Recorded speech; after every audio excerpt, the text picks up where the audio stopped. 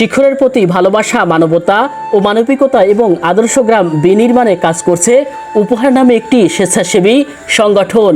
উপহারেই হোক উপকার এই স্লোগান নিয়ে 2017 সালে নীলফামারীর ডোমার উপজেলার পাঙ্গা মটকপুর ইউনিয়নের মটকপুর মধ্যপাড়ার একদল শিক্ষিত যুবকের হাতে প্রতিষ্ঠিত হয়েছে এই সংগঠনটি।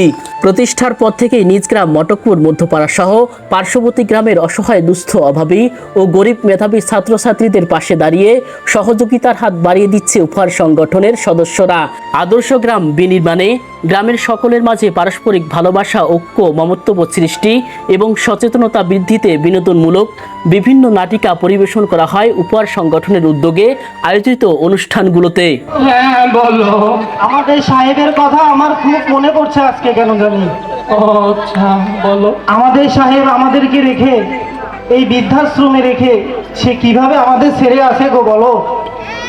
আমরা আমাদের জীবনের সবটুকু দিয়ে, সবটুকু বিসর্জন দিয়ে তাকে ভালো ভার্সিটিতে পড়ালাম, মানুষের মতো মানুষ করালাম। এখন সে আমাদেরকে কিভাবে এই বৃদ্ধাশ্রমে রেখে গেল। গ্রামবাসীকে ভালো কাজে উদ্বুদ্ধ করতে সংগঠনটির পক্ষ থেকে দেয়া হয় উপহার।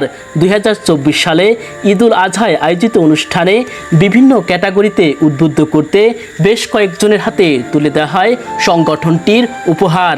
এদিন পরিবেশ রক্ষায় বৃক্ষরোপণ, মসজিদে গিয়ে 5 ওয়াক্ত নামাজ আদায়, বিশেষ ক্যাডার হওয়ার কৃতিত্ব অর্জন, পবিত্র কোরআন হাফেজ হওয়ার সফলতায় উপহার গ্রহণ করেন কয়েকজন গুণী ব্যক্তি। এদিন অনুষ্ঠানে উপহার গ্রহণ করার পর নিজের অনুভূতি ব্যক্ত করেন ডোমার উপজেলার কৃতি সন্তান, ডোমার উপজেলা স্বাস্থ্য কমপ্লেক্সের কর্মকর্তা ডাক্তার নোবেল। সুস্থ আছো, সবল আছো, খাওয়া দাওয়া ঠিকমতো চালিয়েছো, কি কি কি মানে তোমরা পন্থা অবলম্বন করেছো।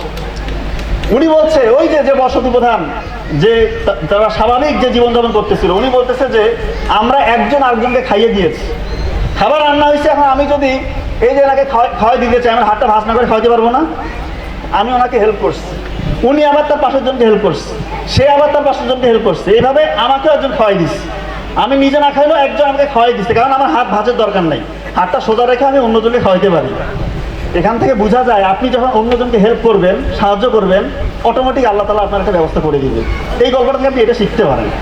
আমি যে বলেছি যে সামাজিক কার্যক্রম যারা সামাজিক কার্যক্রমের সাথে জড়িত থাকে, এই মানুষটা আসলে সফল হয়, এই মানুষটা ভালো মনের মানুষ।